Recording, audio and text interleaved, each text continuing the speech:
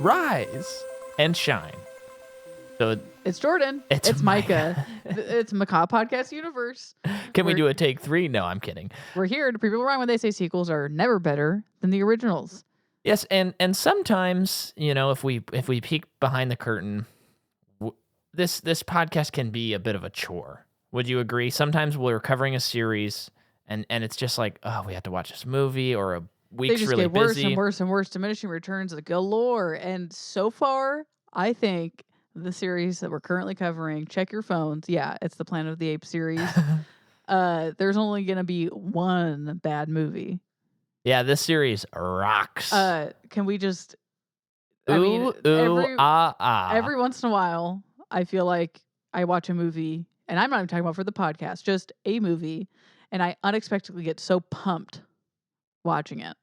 Yeah. Where it's like, okay, we've finished the movie, and I am like, am I going to have it's going to take me a while to fall asleep because I'm so pumped after watching this movie. Wowza. We're on Rise of the Planet of the Apes, 2011's. It's a reboot of sorts. Yes. It's Rise of the Planet of the Apes, and the series just keeps coming at us, and I am just more and more thinking that this is like my new Star Wars. Like as an adult, I'm like Kingdom of the Planet of the Apes. Give me that movie. I don't care about another Star Wars movie. I know the answer to this question simply because of the Tim Burton one. But it is almost like, are there any bad ideas for this series? The answer is yes. Yeah, because of the Tim Burton movie. Yeah, which we talked about last week. Leading up to this movie, I was a little nervous because you just never know. You just never know when it comes to like reboot territory or even just the 2010s. You just don't know what you're going to get. And I saw this movie when it came out. I'm pretty sure I saw it in theaters. Did this come out in the summer? It came out August 5th, 2011. So it's possible this was a Martinez family outing movie. I bet I saw this with my dad. Yeah. It could have been during a Apes Man trip. He's a Charlton man. Yes. So okay. I don't know. We should ask him next time we see him. I don't know how many of these he's seen, but it seems like this would be right up his alley.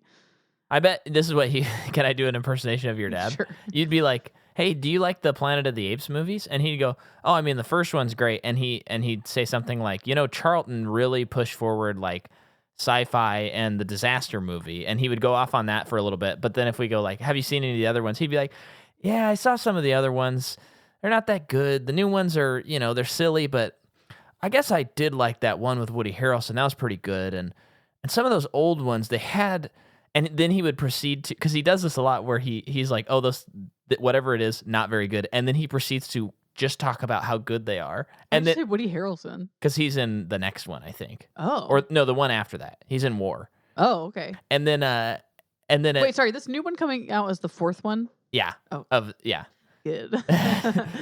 But then your dad would get to the end of it, and then he'd be like, yeah, I guess I do like the Planet of the Apes movies. He does. Yeah, I mean, he does. I guess my dad's hilarious. on blast right now, but he totally would because, so I've only seen this one of the new ones, but I've seen bits and pieces of, I just think the other two. Don't know which ones. I think War. I think you've seen bits and pieces. And I remember War. I watched a good chunk meaning like 5 minutes. Yeah. Of one, and it was like, oh, this looks so boring. It looks so drab. And did not see it. Did not even care to see it in theaters. I think I even this movie was like, yeah, I liked that movie. But I remember in the 5 minutes that I did watch, I was like, okay, wait, what's going on here? This is pretty interesting. Yeah. It's funny because when we get to War, I'm going to talk about my recollection of how you described those movies to me, but we're going to save it. I'm not going to do it yet. Am I looking through it with rose-colored glasses now? I think you just went through a period where you either misremembered or you remembered it differently than you do now. Tell me.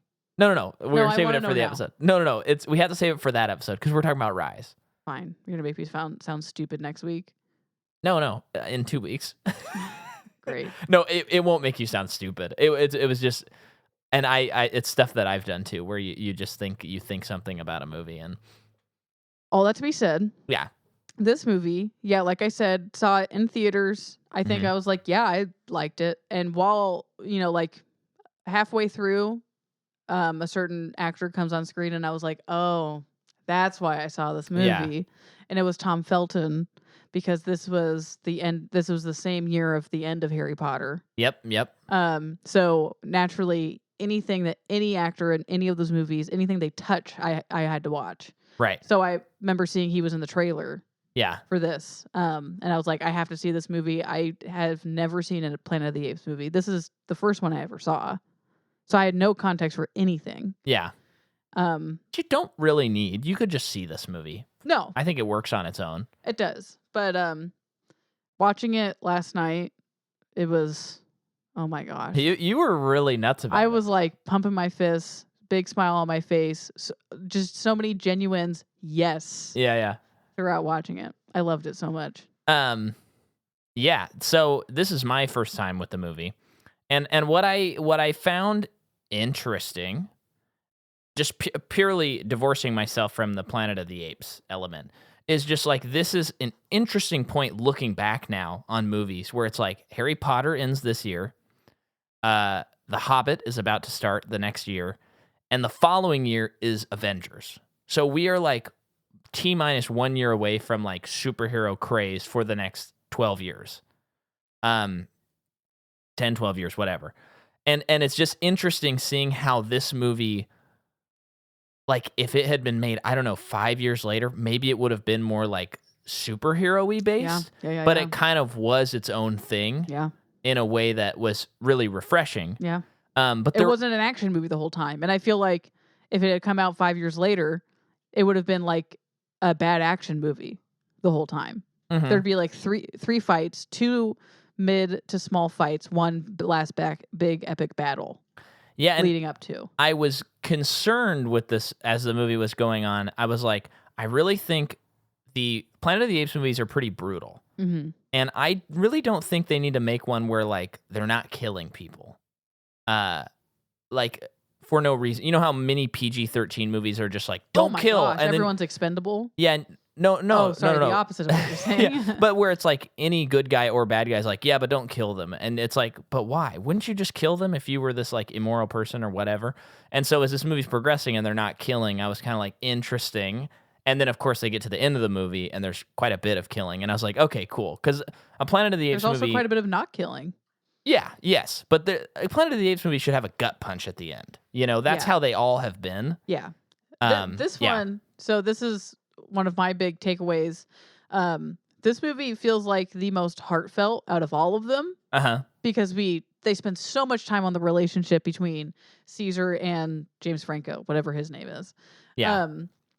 That at a certain point in the movie, I think when they take him to the sanctuary, I am reminded this series is heavy. Yeah. Every single movie in its own way, not the Tim Burton one, is always like gets to a point at, like near the end where it's like heavy, like reality shock. Yeah. Almost, which is I think this whole series' strength. So like when it when it came to like him being at the sanctuary and starting to deal with that, I was like, oh yeah, I just feel like there are no sugar-coated happy endings in an ape movie. No, certainly not. Not a series where they blow up the earth at the end of one of them. And I think from henceforth, we're very comprehensive on this podcast, but if we refer to the Planet of the Apes series from henceforth, we're not referring to the Tim Burton movie. So I think we can just say it's the worst one. I can't imagine that any of the rest of them are going to be as bad as that. And it is very clearly a remake, not a reboot. It's not like attempting to connect any threads. So now we're in the series proper again, kind of in a way, which we'll talk about. But yeah, it's very interesting. This movie does have, so I really liked this movie. Thought it was great. But I do have some thoughts about it that may surprise you. Okay. But again, right up top, really like it. Okay. And I especially think that the third act of the movie is like, yeah. Like the third act kind of made me forget some of the issues I had. Sure. Was how good the third act was. And the second act too. But I do feel like this movie comes at an interesting point, again, in blockbuster history, and we're still dealing with the fallout of this, but post Nolan, Batman post. I know there's not Dark Knight Rises. Yes, Okay. I was about to say, but post him, and I can't think of, but there's another one too. There's still Post Spider-Man. post Spider-Man. There's an obsession with realism. Sure. That sometimes I don't think we really need. Yeah. So it did take me a while to adjust to it being like a genetically modified, or they're like creating a like a virus virus Sure. thing. Yeah. Because I do kind of think. Are you kind of like, why can't the apes just be smart? Well, I kind of think that it doesn't go against what happens in the first movie, but if this is a prequel to Planet of the Apes, 68, it is kind of like the whole story about that is specifically about evolution and religion and science. And so I sort of feel like it sort of upends like the whole philosophy of that movie. Here's what I give you, though. But I'm thinking of something that I think you're about to say that's popping in my head. So say it. Well, isn't this a version of evolution where humans created something and they unknowingly created their downfall? But they did, because it's a virus. It's lethal to humans or effective to them. But isn't that I guess it's not like literally natural selection, but isn't it evolution for humans to evolve to a certain point to try and do research and create certain drugs to help when it does something else? Yeah. Where natural selection kind of takes it from there? Yeah, I like that. What were you going to say? I was going to say, but also then this movie kind of brings, like say this is a direct prequel to the first movie. It does kind of make both arguments kind of false by both people because they're not accounting for the fact that science actually jump-started evolution. Huh? So it's like, wait a second. I think my brain just fell out and smushed on the ground. Do you mean like how humans understand science, or just like, it's there with whether or not we know? Well, it's like one side thinks there was a creator that created them. One side thinks, no, we just evolved, but they're both actually wrong. Like science. Sure. Science, which one of them is like vying for. They're like, it was science, it was evolution, there was no creator. It's like, well, actually someone created the science that created you. I like that. Which actually makes it kind of more interesting. I like that. Okay. Micah. And I want to be more on board, so this is only helping. Okay, so yeah, and there was just a couple of those sort of things in the movie that were kind of very I was just 2011. all the other stuff so much that I was like, I don't effing care. Yeah. I don't care how they get there necessarily. Yeah. And I think I'm starting to love this series so much that they can't do anything wrong. I know. No. It took a little temperature adjusting for me. A little bit. But there is, do you when you watch movies that are like 2010s, do you find some kind of, whether or not you've seen the movie, some kind of nostalgia for them? Because in a way, and I can't quite put my finger on it yet, but they just don't make movies like this anymore. And I think it's what you're getting at, where this is pre-Marvel going nuts, owning everything, setting a template for everything. Well, I just think like Harry Potter was not like a superhero series, and maybe some people could, or maybe they're not confused about it, but like there became a template where, like, if you look at a movie like Terminator Genisys, that's also in this series. That movie, it like, yes, it's a Terminator movie, but it kind of like follows the beats of a superhero movie in a very weird way. That's like, a Terminator movie doesn't have to be the superhero template, right? And I know that might be confusing. We probably talk about it on that episode, but like all blockbusters kind of became homogenized in a way that was like, even if there wasn't a superhero, it was kind of superhero adjacent. Of course, yeah. And I'm not just saying like the hero's journey. It just had like this is an American blockbuster superhero movie, but it just doesn't have Captain America in it. Yeah. And so it's refreshing to watch a movie that's this old. I mean, it's not that old. It's only a decade old, but that is in that time period that is not trying to be a superhero movie. There's not like I agree. Like he leads the people, but he's not. I don't know. I don't know what the other version of it is, but I don't know either. It would have happened. But I feel like this did this movie do well? It did well. Yeah, it did so great. With this movie doing well, assuming the next two did well enough, and I don't know what those movies are about at all, but like... Well, a dawn and a war. Okay, but The series is so, because I'm kind of getting to it because this is kind of a reboot, so they are kind of, this is fresh territory in many ways, Yeah. but it's not in other ways, where it's so well established that I'm hoping that these next few movies will continue to not play into that template. Yeah, I don't think they will because, Yeah. like, for example, and this is just one person I follow on Letterboxd, but he gave this movie 3.5 stars. Is this the person who said, if this one's your favorite one, out of the Seek medical attention. Yeah, out of the 3. Yeah. Yeah, seek medical attention. And I was like, hello? yeah. And he said, like, it's good. It's a really good movie. But he's like, if this is the, Zach Leslie on Letterboxd. Swinging around the living room like an ape in the next two, if they're any better than this one. So yeah, I look forward to that. One, I think the next two movies, I get the impression that it's much more like how the old movies are, like Caesar is the main character and there are human characters, but it's not like James Franco starring in Rise. Yeah. It's like Andy Serkis. Andy Serkis is Caesar in this, I love Andy So, Serkis. I'm trying to, my head really wants there to exist, like, that this does exist within the series.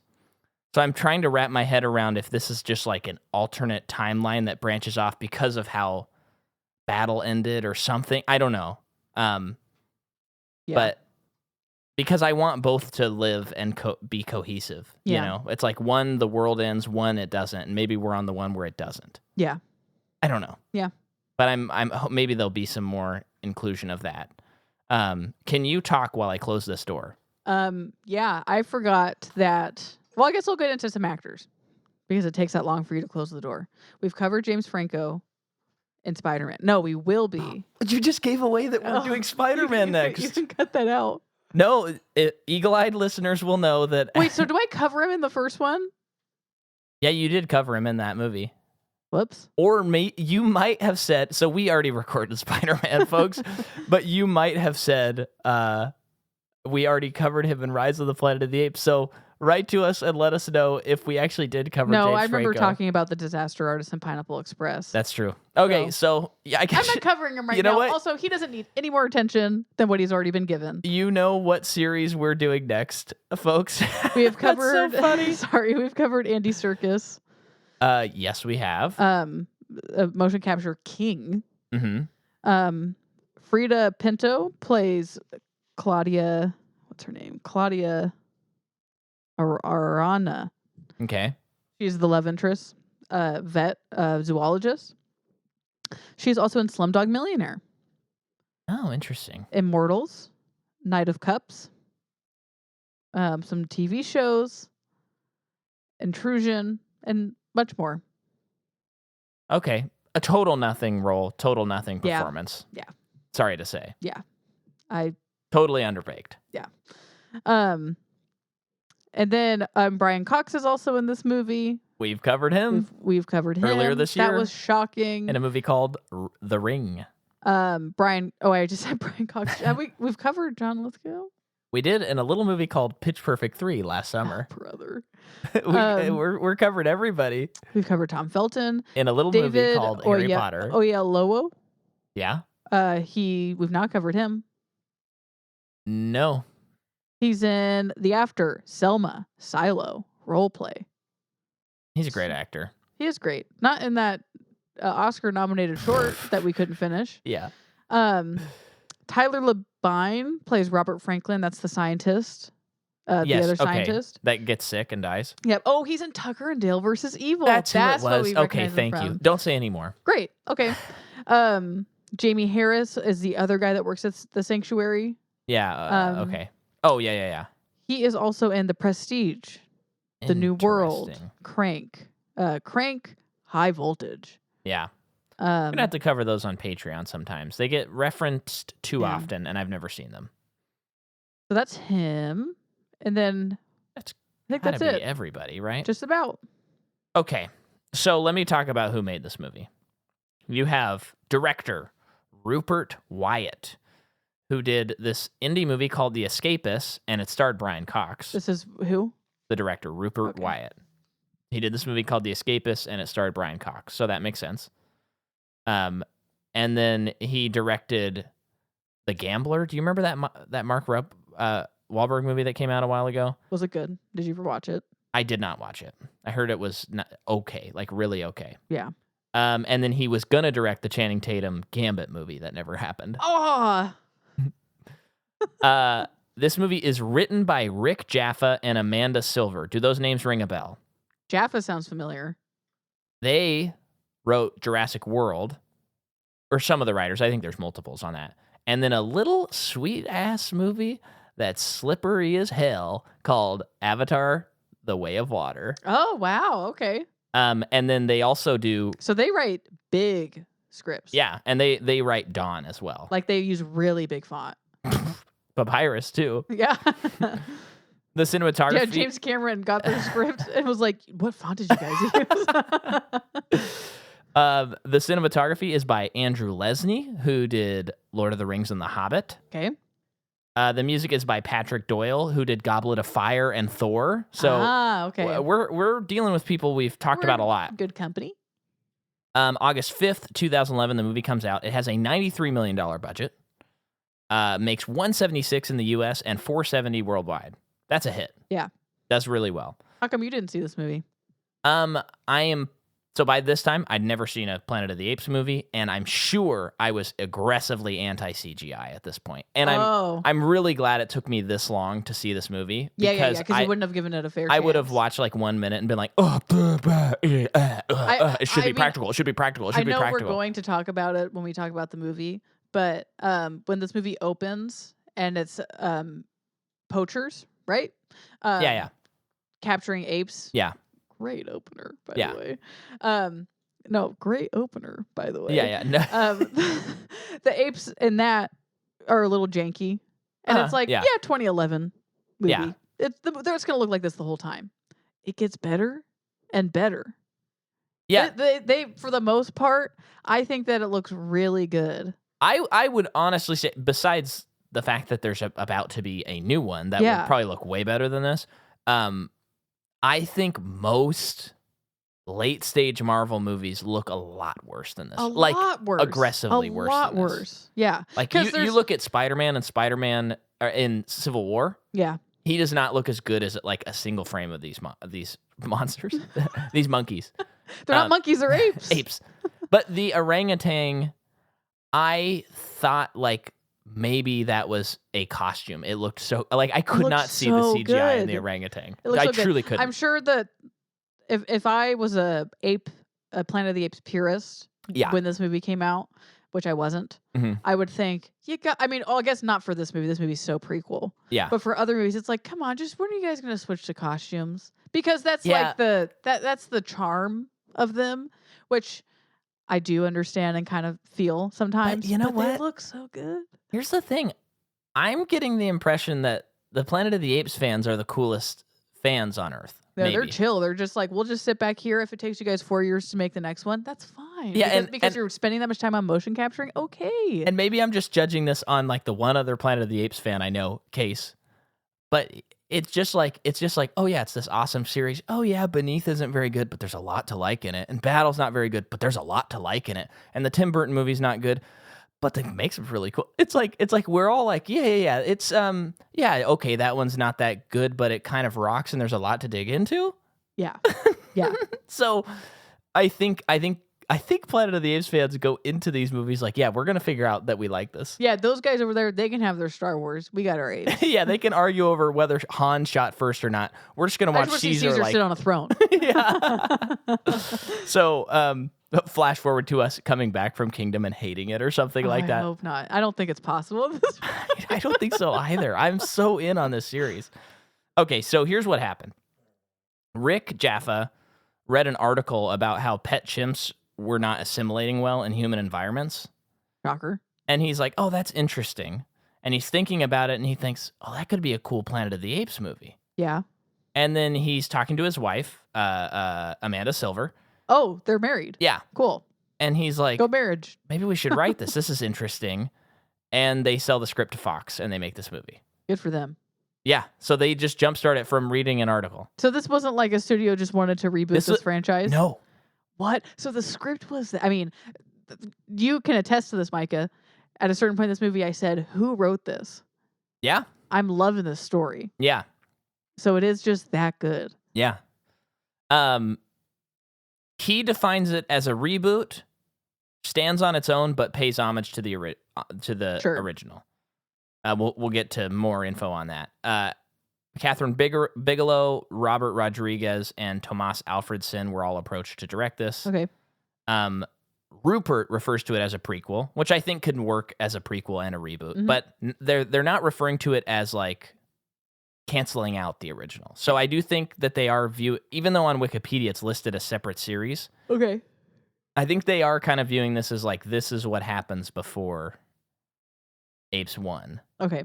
But okay. But we haven't seen the other one, so it's kind of hard for us to make that call. Yeah, I'm wondering if that's interesting. Maybe we're caught in a weird time loop in this movie. Like this all happens and they get to Planet of the Apes 1968 and then that other series happens which collapses in on itself because it loops because they astronaut back. I'll have to think about I'll let that. you think about it. Oh, and I forgot to look up what the name of the ship is in Planet of the Apes 1. Can you look that up? Okay, so this is Weta Digital making this movie. Awesome. And they were able so at the time this is pretty exciting stuff. They're able to shoot a lot on location because they have a lot of new processes for performance capture.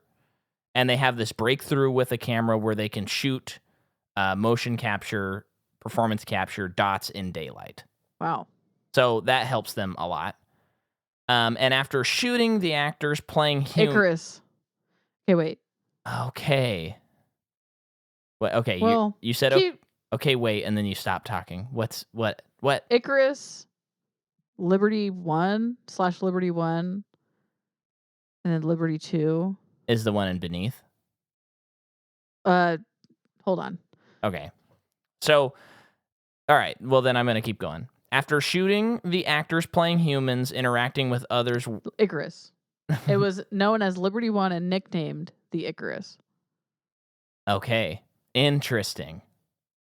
Okay. All right. Okay. This really. 5 ships were reverse engineered from technology of classified origin and were propelled by an experimental photon propulsion drive designed by Dr. Halcyon from Escape, I think. Okay. Following on from the prototype used for the Juno mission to Jupiter, the crew were to pollinate the stars if something went wrong, and they pollinate in quotes. Mm-hmm. And they found themselves stranded. 3 months after the crew entered hibernation, the Liberty 1 collided with a ship exactly identical with itself, automatically setting an emergency course for Earth and crash landing there 9 months later. Yeah, okay. Anyway. Okay, all right. I'm going to keep thinking about this theory here. And you know what? I'm going to skip that note because maybe the podcast didn't want it because I couldn't get it out. Sorry. But yeah, it was just a process for how they would shoot it. But anyway, I read Roger Ebert's review. No. I want to know what that note is. Well, and also I'm confused by the sentence that I think I copy and pasted. So after shooting the actors playing humans interacting with others wearing the motion capture suits, a clean plate was shot with actors for extra reference. I think that's referring to you, James Franco, interacting with the person Andy Serkis acting as a monkey. Uh-huh. That's what it's saying. And then it was done again on a soundstage. Or without the person there. Without James Franco. Okay. Yeah. Okay. That's my guess. That makes sense. Yeah. But not on a soundstage. They just shoot it where they shot it twice. Yeah. Okay. And here's something that, and I'm, I hope, I don't know if you'll agree with this, but when I read this, I was like, I think I agree with that. So I read Roger Ebert's review. Okay. He gave it 3 out of 4 stars. Great. But he did say this. He said, James Franco struggles with an underwritten role that shies away from philosophical and ethical questions and limits itself to plot points in basic English. I would agree with that on that character for sure. Yeah. I actually think the thing I disagree is I actually think James Franco is very good in the movie. But I agree with you. I do think the performance is good, but I do understand like what was written for that character. It is very just spitting out medical jargon. Yeah. And so on and so forth. And we understand his motivations, but it's not like he's, injecting his dad with an experimental drug. That's a moral and ethical question that he doesn't reckon with. Yeah. Um, Well, he does, because he finds it because the drug starts killing his dad. yeah, but he's not like, man, I shouldn't have done that, or Sure. like I don't True. know if that was the right decision to make. He's like, oh, the drug failed. Let me work on another one. There's not really that ethical Sure. or moral question. Yeah. So here's what I'm wondering about with this movie that I'm curious if you have, which is the Planet of the Apes movies are very good at metaphors and allegories about life. Were you able to find out what this one was trying to say? No, however, I just think they made it really, really clear about stifling. I guess you could look at it as people, but he raised this ape. I mean, I think parenting is so easy to see it from that lens, because Oh, absolutely, yeah. he raises this ape, he nurtures it, he loves it, and he doesn't want to let it go, and he also shelters it. Mm-hmm.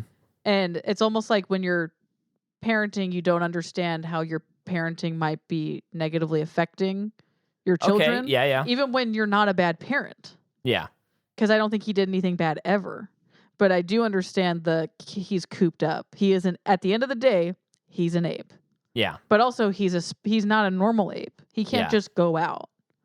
So when he is forced to go out, so I guess there's that element of it. Yeah, the parenting angle, yeah, I definitely see that. Yeah. But then you have the element of what can you say about Caesar, though?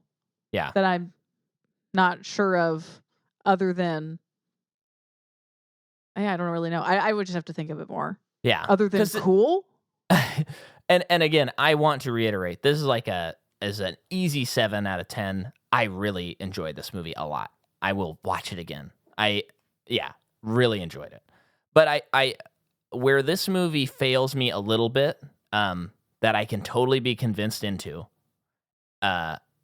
is that I don't feel like it's going all the way with like a philosophical point, which is what these movies do best. I mean, it could be, but think of it this way too.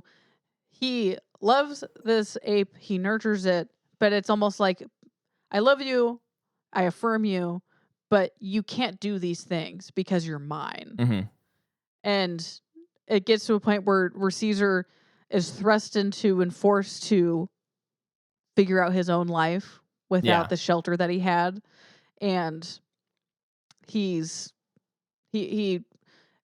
at first reluctantly, but then learns and is like, no, this is what I was meant for. I know me even trying to figure it out off the top of my head makes it not that clear. Yeah. So I think you are right, where it's not that like so clearly saying something. But for me, the story is so good. Yeah. I don't really need it to say something. Yeah, personally. Yeah, and but I understand what you mean as a whole on the franchise. Yeah, that's been like the thing about it that's made me be like, oh, these are like movies I can defend to people. Like like that they are, there's like the base level of cool, interesting story, and then there's like this deeper, like really philosophical, really interesting stuff. And there's some stuff here, but I think it's also just like well, hang on, let me go. Okay. I was thinking about it a lot, and I was trying to think of like, I think that they could have done more with the medical stuff in this movie. Okay. So and maybe this is too hoity-toity, but it kind of felt like, and also maybe the time period wouldn't match up with this, but you just read a book on the opioid crisis. I did. Oh yeah, I did. Yeah, and about like pharmacies. Empire of Pain, huge recommend, so good. Yeah, and how like they sell these drugs, and sometimes they trick people into taking them and stuff like that. And I kind of wish like maybe that was the angle of this movie, of like pharmaceuticals are like ruining, countries or something like that when they're misused. Because in this movie, like our hero, James Franco, well, kind of our hero, he's doing things that are like crazy illegal. Mm-hmm. Oh yeah. And it's just but it's kind almost of like just to serve the purpose of the story, the purpose of the plot of moving it forward. Yeah. And I wish there was a little more reflection on like, maybe this is a metaphor about like, you've got all these people, monkeys in this case, apes, like addicted to opioids, and what are you going to do with them? Lock them up and just put them away somewhere because we don't want to see them, we don't want to deal with it, even though we caused this issue. which I think you could read into the movie, and I'm kind of like enjoying thinking of it in that way. And then at the end of the movie, they break out and they're like, hey, like you've screwed us. You've got us addicted to all of this stuff, and now we're coming for you. Sure. And so that take I kind of like. I don't know if that's intentional What about or if I'm just reading into it. I like that. What if also a take where it's like they did, in a way, genetically modify these apes, and the world is not ready for that, and all of the apes that we see in this movie are caged and literally, or even in the home, Caesar is caged in his own home, technically. And when it's time to be like, you created this thing that has evolved our intelligence, but you still want us to be test subjects. You can't can't have the same expectation for us when we have been heightened in that way, to the point where it's like, now it's our turn to evolve. Yeah. Because you evolved us. But that's also very convoluted, so I understand that. Yeah. It's not a very clear, like, this is what the movie's about. But that is just another thing of this movie. We're bumping it up already, my friend. Well, so I messaged Case and I asked him if he has a thought on like what the overarching message of it. So here's what he has to say. Case Aiken, listen to his podcast, Another Pass. It's very good, and you'll hear from him next week too on our episode.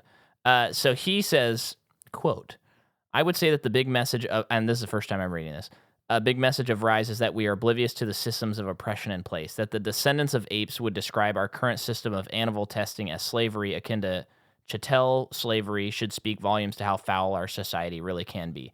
Like Conquest was the heavy-handed version of the same story, and both are great, but Rise strips the overly fascist design in favor of the mundanity of evil.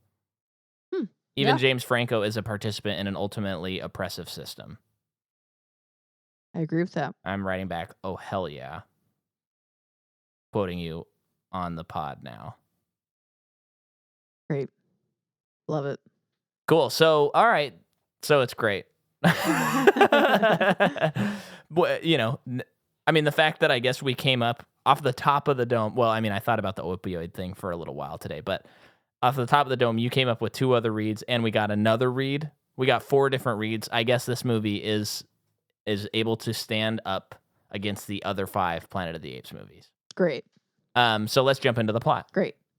All right, so we're right back into it. We're right back into the plot, and we have decided to make this episode one of our classic Talia featured episodes. So she's in the studio. She's looking around. She is concerned. Not really, but maybe. And we're talking Rise of the Planet of the Apes, and we're talking about the plot. Yep. You ready to go? Yeah. Let's do this. So the movie begins. And we see kind of a reversal of the first movie because humans are capturing apes out in Africa. With nets and the like. Yes. And you were immediately like, oh, that's cool. I felt like such a sucker. Yeah, Jordan really, like, everything that happened, she was just like, oh, okay. And I know, it just worked for me on all levels. I think we paused it, like 20 minutes into, like, make a coffee or something like that, and you were like, whoo-hoo, or something like that. You were just, like, so vibing on this movie. But these apes, I'm so sorry. I keep on. Disrespectful. Yeah, they take them to this company that is aptly named Genesis or something like that. Which, when I saw that, I was like, ooh, we might be in for it. Yeah, but this was pre-Terminator Genesis. I know, but that term, that name, that brand is, could it be cursed? Yeah, well, and I do think with science, I would love it. If anyone's listening to this and plans on making science fiction stuff, enough with naming people and companies Genesis, the Ark, and Adam and Eve when they're the first of something. I'm done with it. I don't need it anymore. Name it something else. Yeah. Okay. Find a different religion. But I'm not holding that against this movie. This was a little bit ago. This was before I would have been annoyed by that. But now I'm just like, please stop naming every first male in something Adam. Yeah, they didn't. Well, that's not. Yeah. Yeah, you're right. And I agree. So basically they're trying out this drug that will help with a ton of mental disabilities, including but not limited to Alzheimer's. Mm-hmm.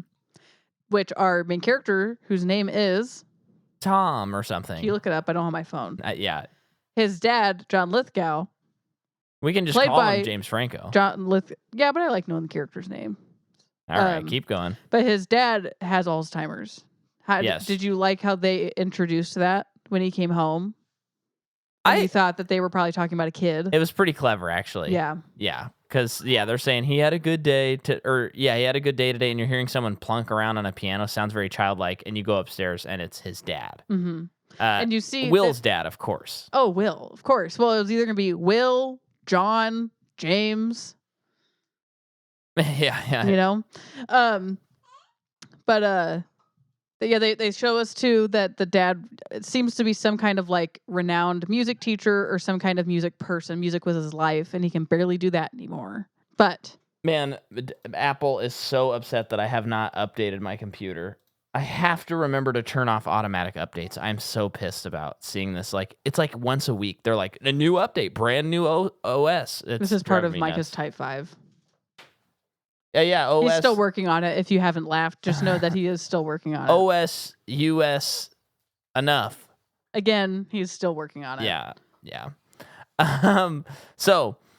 But while all this is happening, they before they even show John Lithgow, they have this board meeting showing how well the entire the trials are going, because they're trying them out on these apes. For one ape they call Bright Eyes, who is done that. I forgot what that test is called, but with the stacking of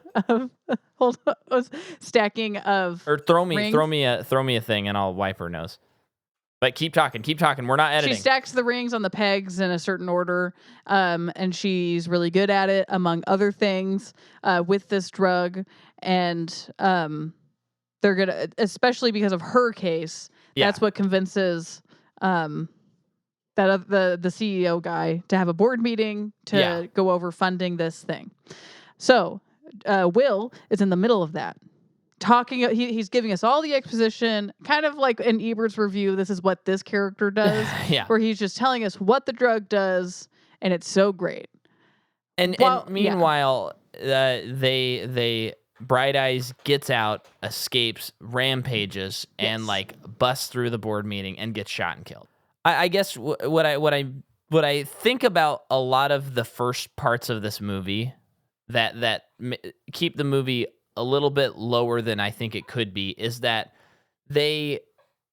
some of the characters and some of the systems in place to me seem like, oh, these are not very smart people. Yeah. And so like they're just kind of like messing with Bright Eyes, and they messing with her? Not messing with her, but she's acting strangely. Yeah. We don't know why yet. You assume it's because of the drug. But yeah, I think I would agree with that, especially because that one guy, the other scientist, his job is he's like the handler. Right. It's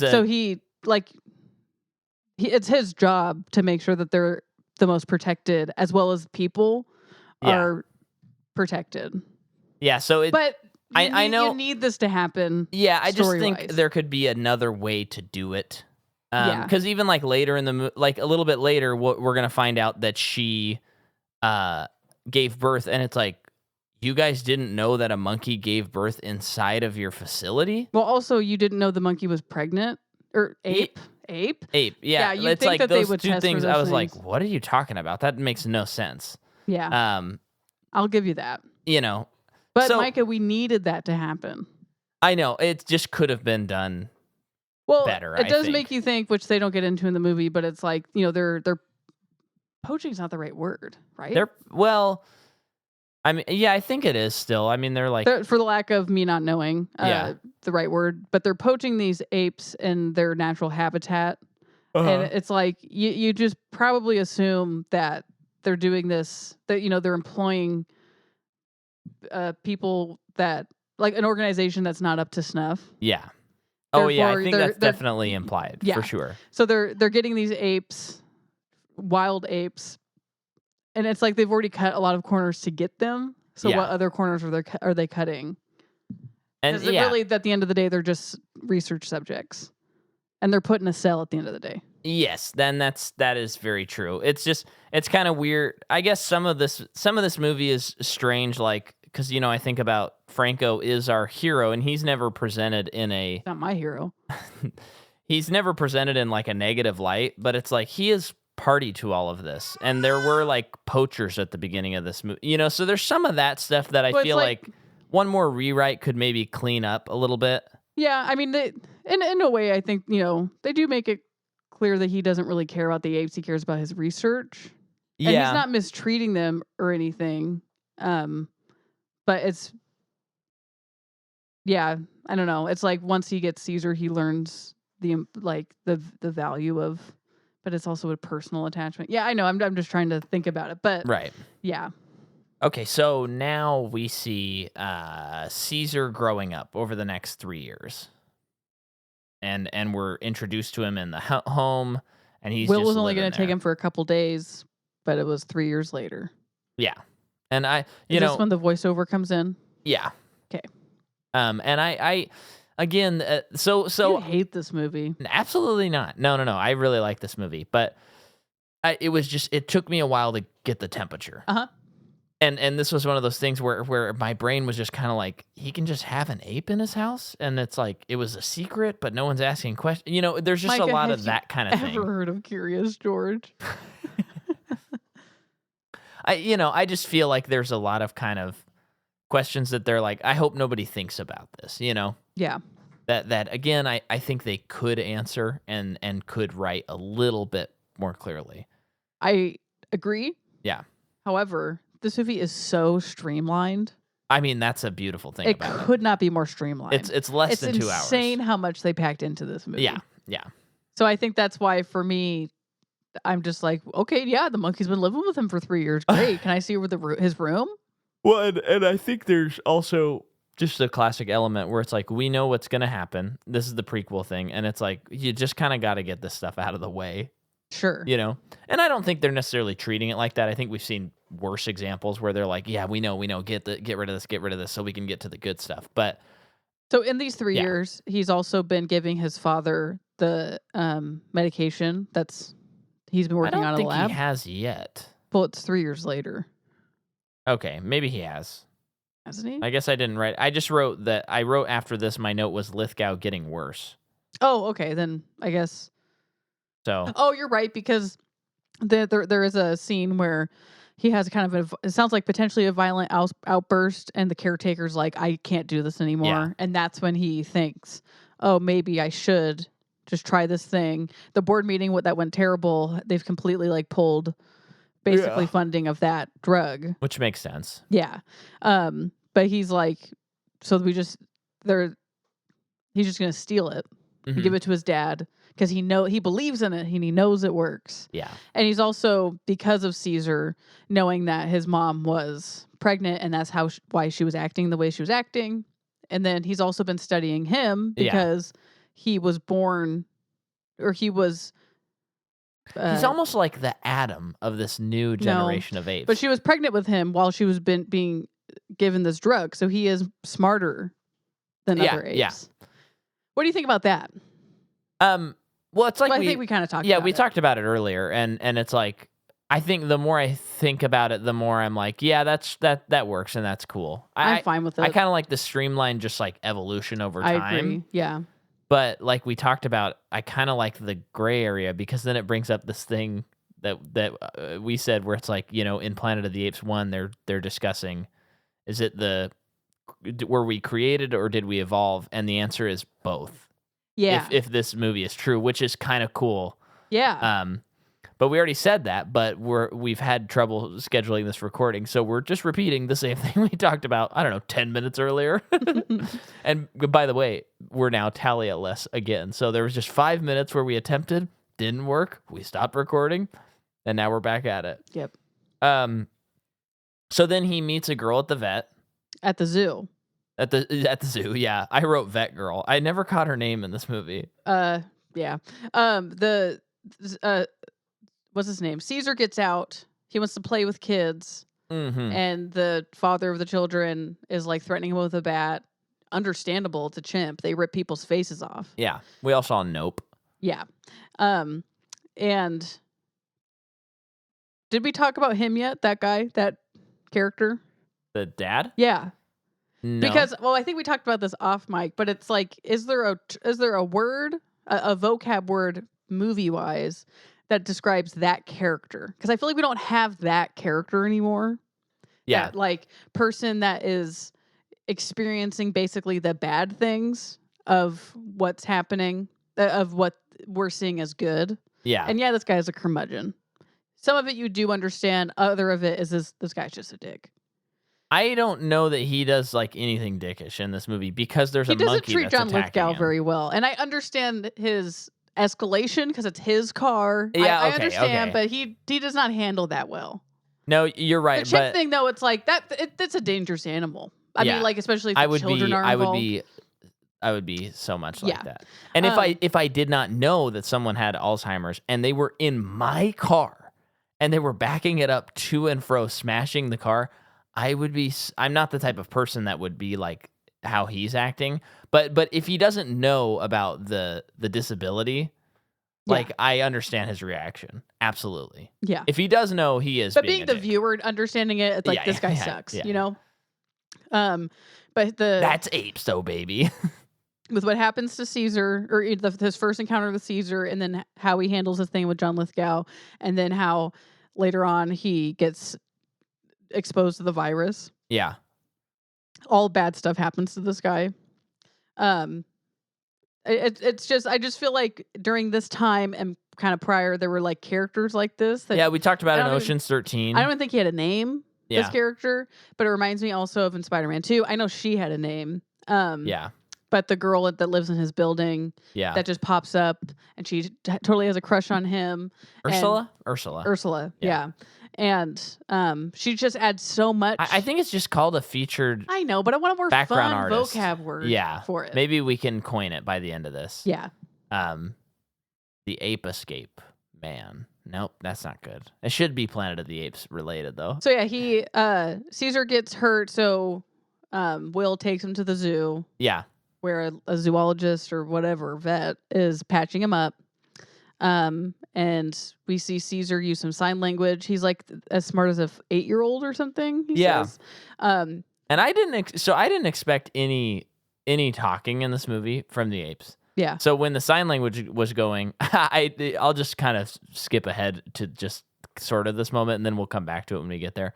But when he said no, I was like aghast. I was like truly so caught up in the movie and was so not expecting it. I was completely like floored by that. The moment is good. They did it's a great moment. Good job. Yeah, they really worked up to that well. Okay, let's speed up so we can get to the sanctuary. Yeah. Movie. But asks the girl out, and then basically 5 years go by. Yeah, Caesar's now like a teenager. I like to think of it as he is teenage Groot. He's a little moody. Yeah. He's testing his boundaries a little bit more. You can tell that he's also intelligent enough to know, like, why do I have to be on a leash? By this time, he's been taken to the redwoods, and he gets to be a monkey. Sees that dog or he gets to be an ape. But once again, it's like they're just taking this monkey out to the redwoods. This ape out to the redwoods and just letting him run around. I will say though, so the first time they took him to the redwoods, and he's like, "Go be an ape." Basically, they like go up the tree. It's okay, and he like asks for permission, and he gives it to him. That whole sequence of him swinging around on those trees, I had the stupidest smile on my face. Oh, you were, and I was elated. I was like, okay, I like this, but I still hadn't gone into like, okay, I'm like, you're trusting this movie, you know.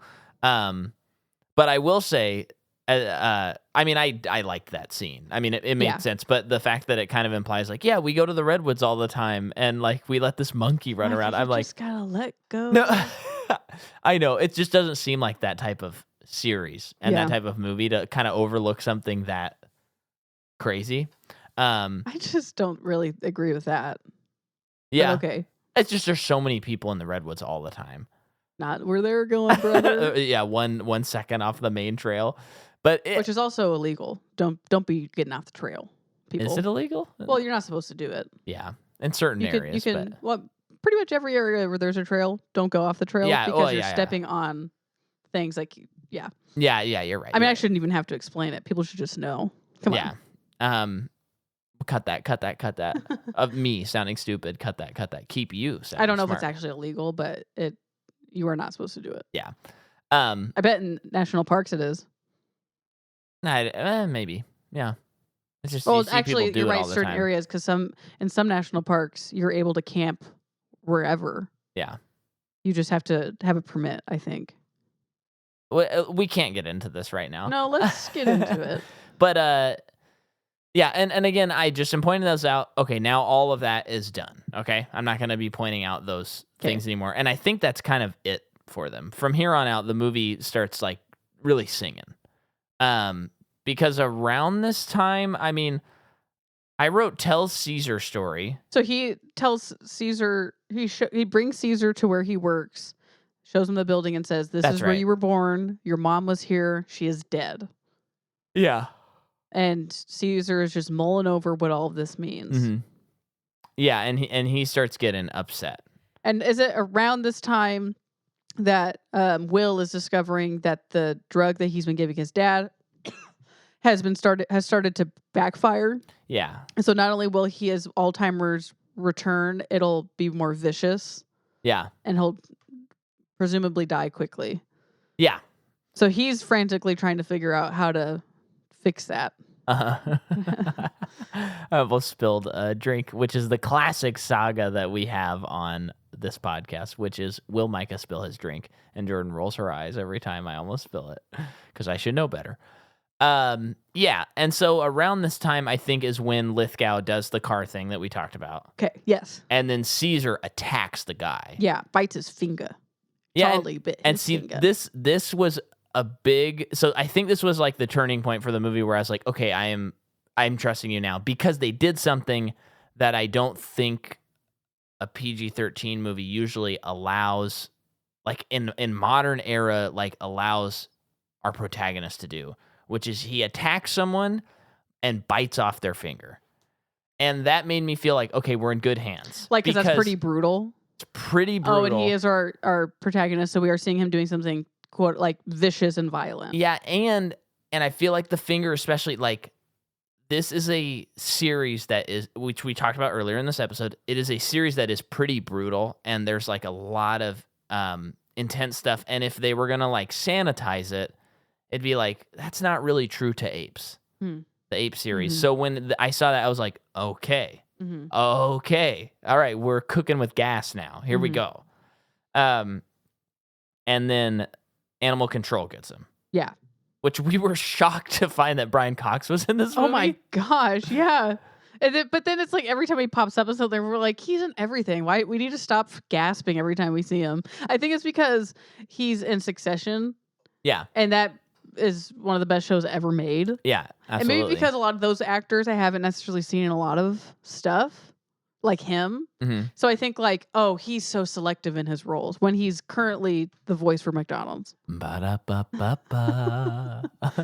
Yeah, no, he's in everything. I mean, we've already covered him once this year on the podcast. But he's great just popping up on stuff. But it's always, he is the guy that always shows up in like the second act and you're like, oh, Brian Cox is in this. Yeah. I had no idea. Yeah. He like hardly ever is like the star of a movie. Yeah. He's just getting there, showing up, collecting his paycheck, going home, I'm sure. Yeah, getting a little McDonald's on the way home, Mickey D's. So he runs the animal sanctuary. It's like a court order that he has to, the Caesar has to be here now. Of course, Will's like, I'm going to do everything in my power to get you back. So this is just a temporary thing. When Will tries to expedite that process, they're like, no, 90 days minimum. Yeah. Before a judge and Caesar's starting to feel betrayed. Yes. And he's introduced to the sanctuary, and there's this really gnarly looking chimp that like beats him up basically and establishes dominance. Yeah.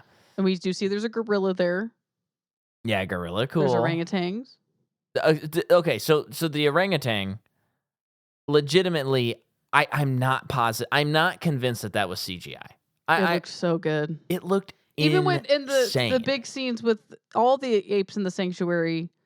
Of course, if I like really was trying to pay, like really looking at every chimp, I'm sure not like some of them, a good handful look pretty off, especially in the background. But for the most part, I think it looked so good. Yeah.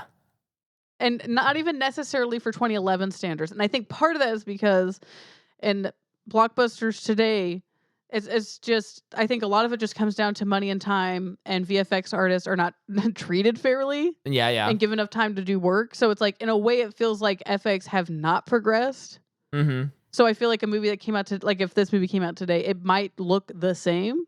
Although I do think the other ones will look much better than this one. But you know what I'm getting Well, at? I feel like in this series, it's probably really important to them to like make sure that they prioritize if they're gonna do, if this is their story and it's gonna be apes like this, they knew that they had to do it right. Exactly.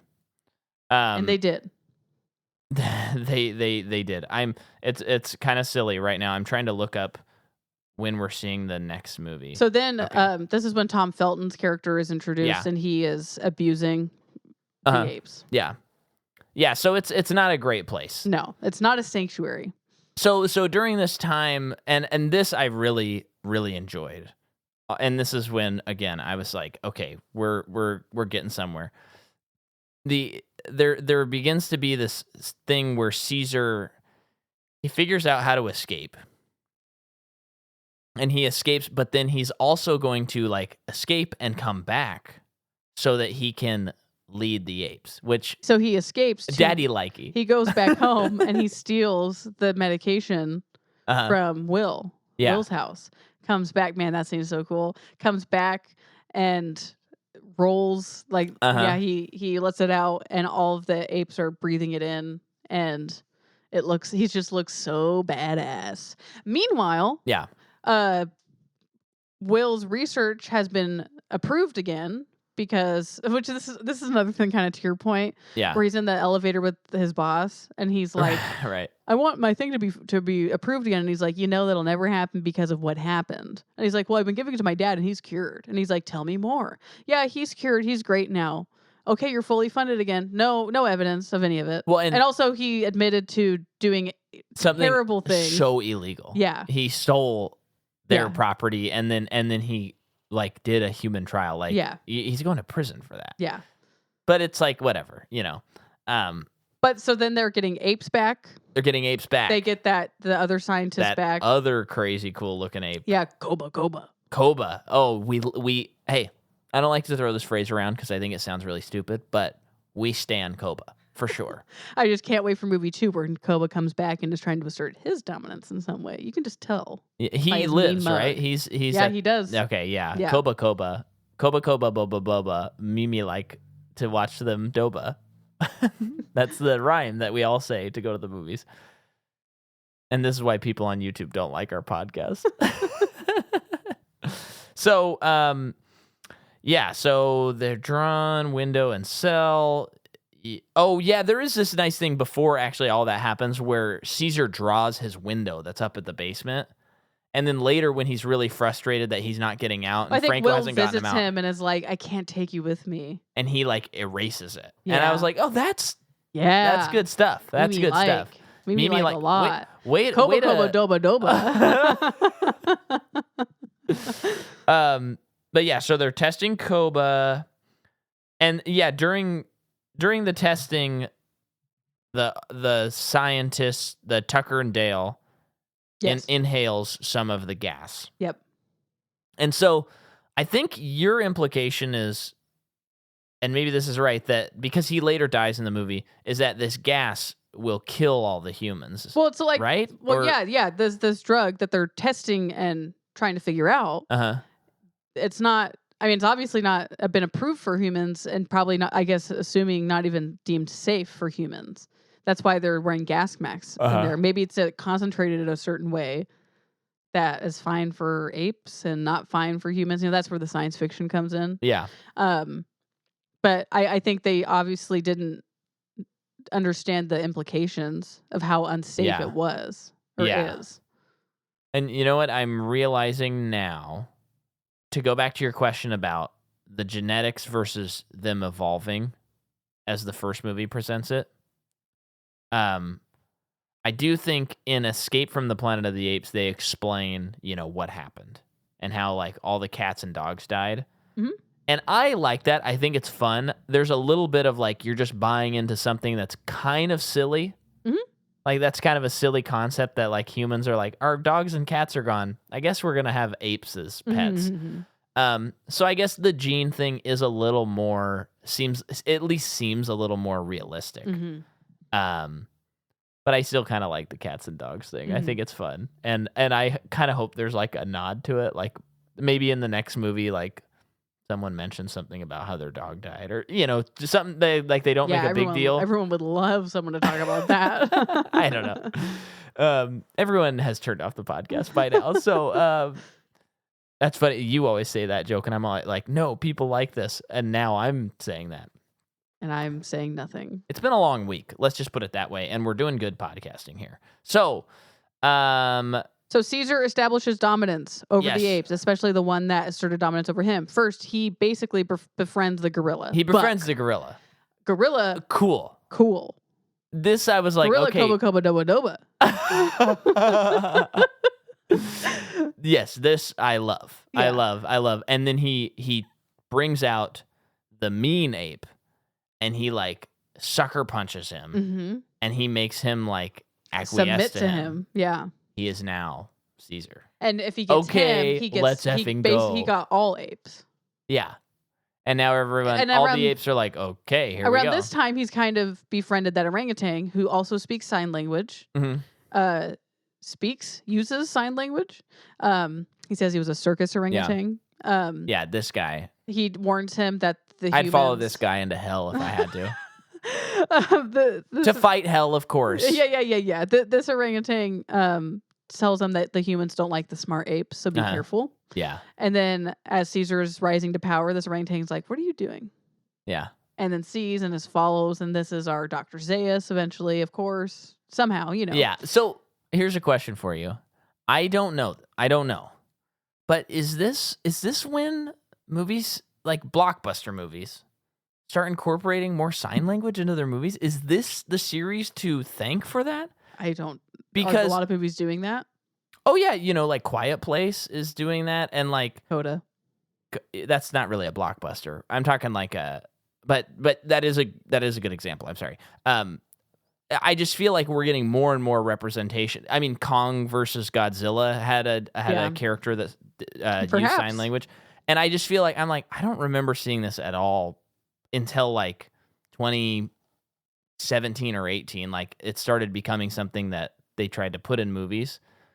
And I'm like, is this the movie that kind of opened the floodgates a little bit? Maybe so. Cool. Yeah. They're this series at least. Yeah. But maybe there's some earlier examples. I know that there's other movies that use sign language, but I mean like big budgeted tentpole movies is what I'm referring to. And then I also want to point out, I do just love, and this is partially a product of the time, but I anticipate the next movies will be like this. These movies are earnest. And this series is continuing to do that. James Franco isn't like, boy, isn't this silly that I'm stuck in this situation? Wink, wink, audience. You think it's silly too, right?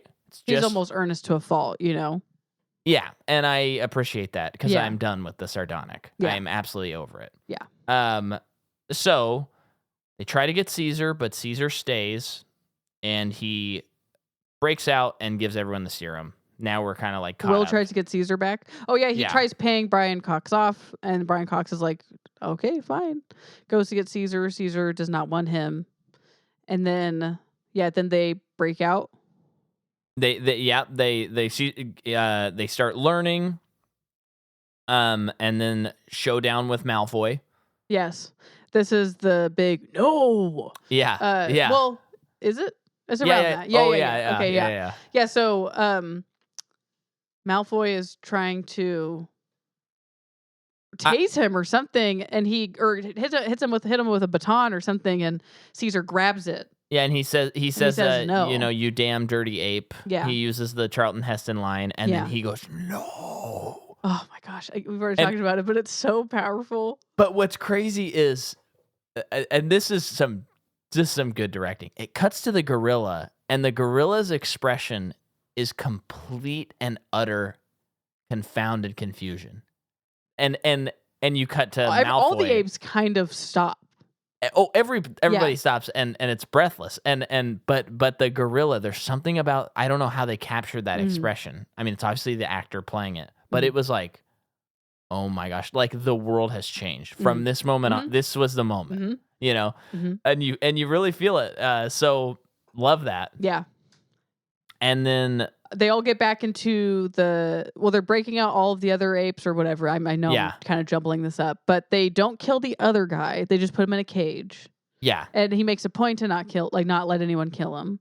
Yeah. And then Malfoy is going to try and tase him or something, but they shoot him with the hose. And then he gets the hose again. Himself. Yeah. He electrocutes himself. He didn't put the lotion in the basket, so he got the hose again. He does die. Yeah. And then they just start going through San Francisco. They break into the lab and they like get Kobo Dobo Dobo. Yeah, they break out all the chimps from there. They go to the zoo and they break out. I was like, this is like, I liked how they did that too. Where really good action and really intense. Like, yeah. This is, oh my gosh, this is good stuff. It was a great scene, and for the most part, looked really good. I have to say, because this is where it could get real janky. And again, I'm sure if you're like really looking in like the background and whatever, it would, but. It didn't. But I mean, compare it to other 2011 movies. Yes. Well, actually, 2011, I don't think everyone was trying to do like we were right on the cusp of where everything just becomes a blob. Sure. It was. There were still a lot of people that were like, well, we can't do that, so we have to keep it. Sure. You know. I liked when they were breaking the apes out of the zoo. They have a crowd in front of the ape exhibit, the chimp exhibit, and the lady's like, wow, this is rare, everyone. They're usually very shy. And it's because all of the chimps in the cage or in the exhibit are sensing the other ones coming. Yeah. And so good. The gorilla, I think, smashes the fence down, lets them all out. Everyone's freaking out. Oh my gosh, it would be so freaking terrifying. Oh my gosh, it'd so be terrifying. Good. And then I liked the other one that they did where they're on the street and leaves start falling down like crazy. Oh yeah, on that the was street, great. And people look up and there's just chimps swinging from the trees.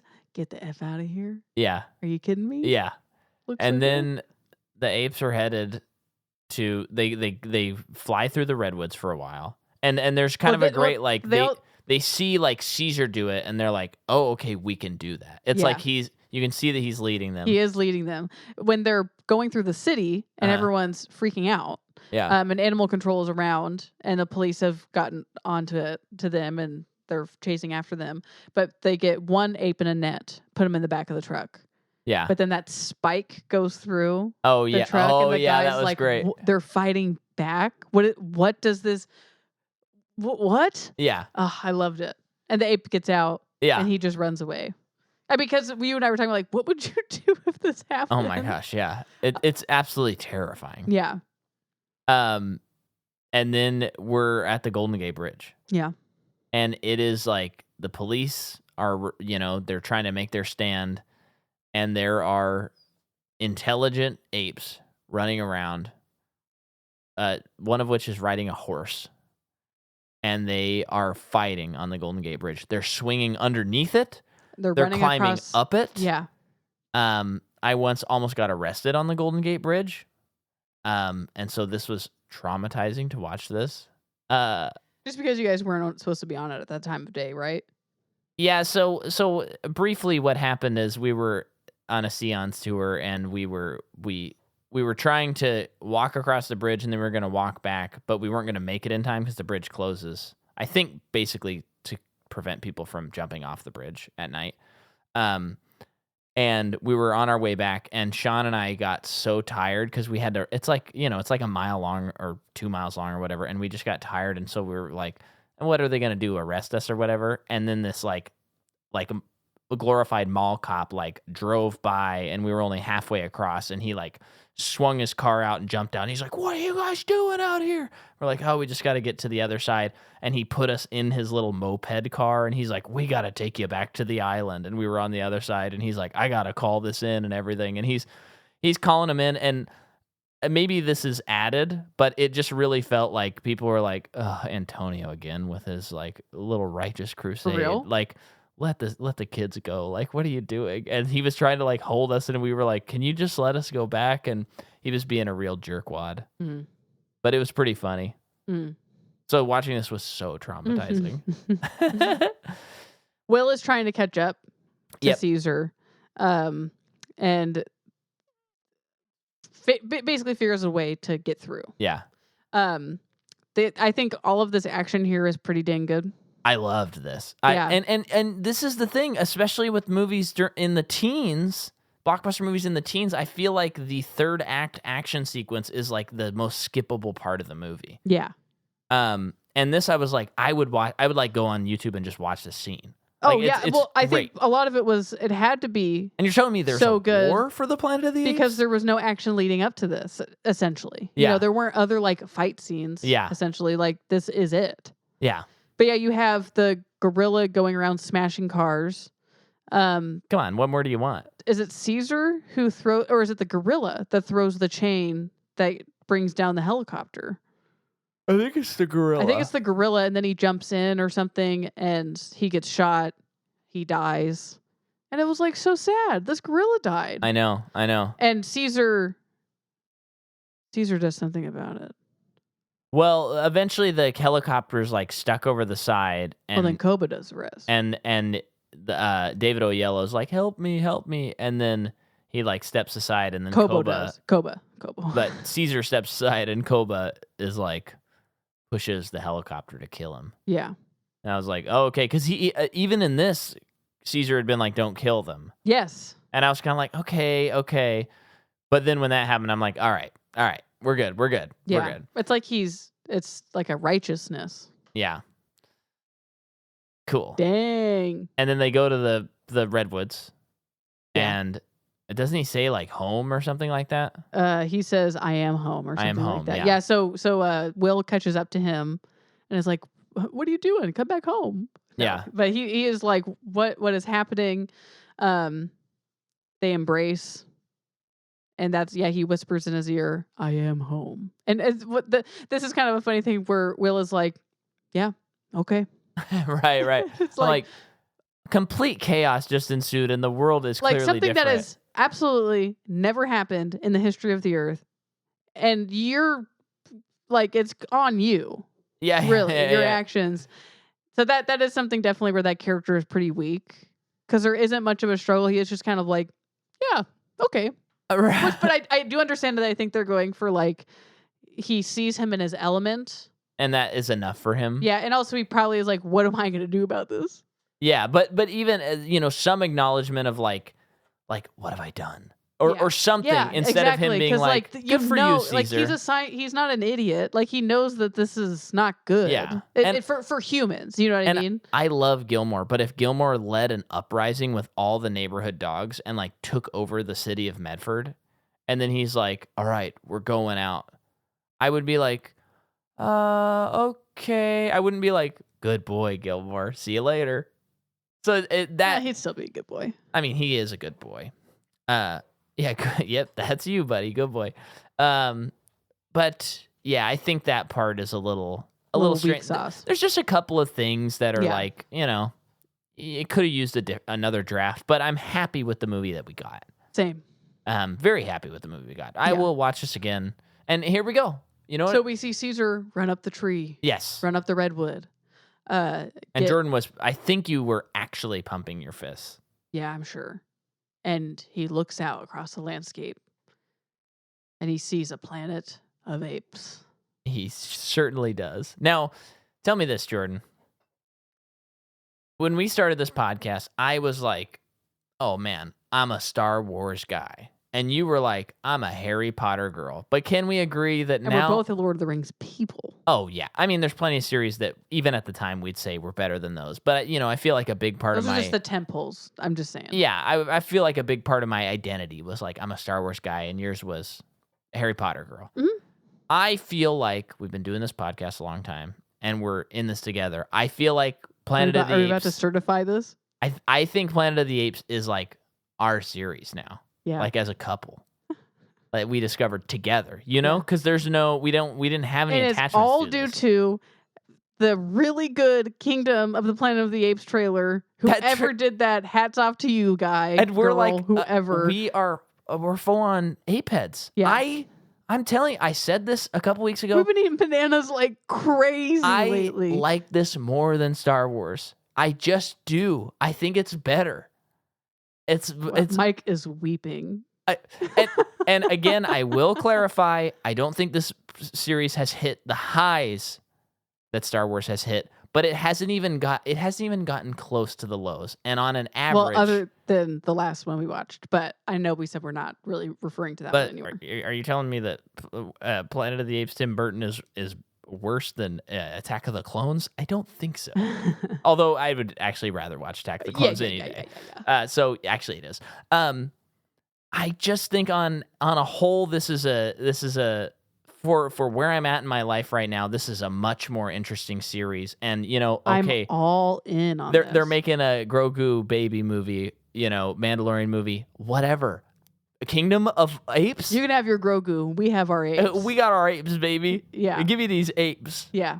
And people love the next two movies, so I'm certain that we're gonna be right there with them. I just can't. I had no idea when we were gonna do this too. I had no idea there were that many old movies. Yeah, and that they were all good. Yeah, and interesting. Yeah, and crazy. And if you dispute that, go back and listen to our episodes. We're embarking on this newer collection now, and the first one's like, I loved that so much. It's better than I remembered it being by a million. And I'm finding out that that's the worst one. Being like the other ones are way better. I just can't think of another prequel that's as good as this prequel. Sure. Star Wars, Harry Potter, Lord of the Rings. I mean, even the Hobbit movies, which had they should have been as good as Lord of the Rings because the book, how they wrote the books. But actually, the only other prequel that's maybe as good as this is, funny enough, The Ballad of Songbirds and Snakes, which was really good, kind of insanely really good. So, yeah, I think about that movie every once in a while. Still, it's a good movie. That movie was really good. It was really good. It was the best Hunger Games. It was the best Hunger Games movie by a lot. By a lot. So yeah, I'm an ape head. I I love it. I cannot wait to watch. We're about to eat banana bread after this. All right. Well, let's wrap this sucker up. Next week it is Dawn.